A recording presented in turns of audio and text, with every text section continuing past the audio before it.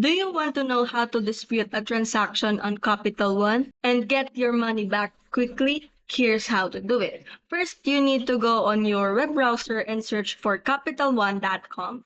And once you're on the website already, just simply scroll down and you don't have to log in, just do these steps. And once you reach the end, you will see the support section, which is here. You will click the contact us. And once you click in, just wait for it. And scroll down again, you will see much options right here and you will click contact us section again. And once you click in, you will see a bunch of options, which is the credit card, bank account, auto financing, business, international, and others. You can go to credit card customer service, and here are the hotline of the Capital One, and just reach to their customer support and say you wanted to dispute a transaction and give the details.